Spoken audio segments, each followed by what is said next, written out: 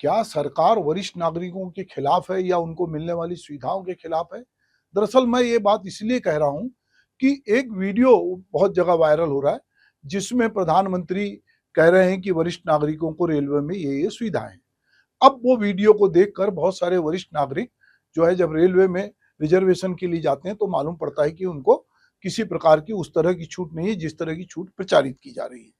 तो मामला यह है कि भारतीय रेल जो है वो वरिष्ठ नागरिकों को यात्रा में सुगम और आरामदेह बनाने के लिए पहले वो छूट भी देती थी और सुविधाएं भी देती थी।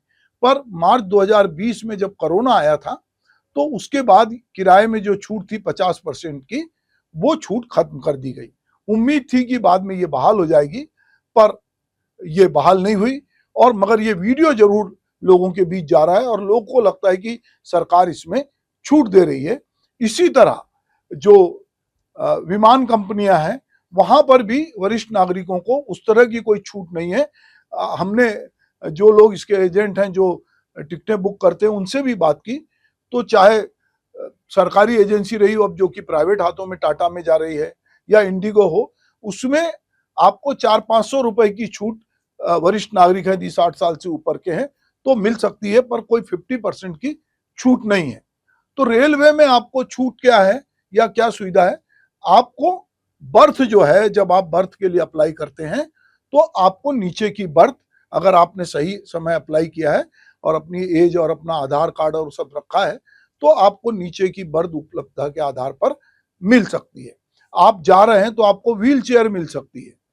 पर आप ये सोचें कि आपको किराए में छूट मिलेगी, तो ये छूट ना तो आपको रेल में है, ना आपको हवाई जहाज में है। बस चूंकि अब बहुत सारा निजी हाथों में चली गई है तो वहां पर भी छूट का सवाल नहीं होता। तो यदि आप वरिष्ठ नागरिक हैं, 60 साल से ऊपर की उम्र है आपकी, तो आप ये अपने दिमाग से निकाल दें कि आपको कोई किराए में 50% की छूट मिलेगी। अगर ये वीडियो जिसकी पड़ताल हमने की आपके तक आता है तो आप ये समझिए कि ये फेक वीडियो है।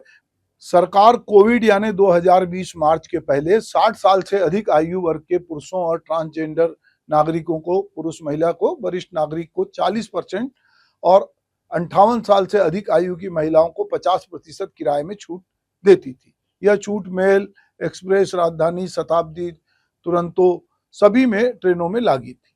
पर 2022-23 में रेलवे ने सभी यात्रियों के लिए औसतन 46% की सब्सिडी प्रदान की थी, लेकिन वरिष्ठ नागरिकों के लिए विशेष छूट उसने बहाल नहीं की।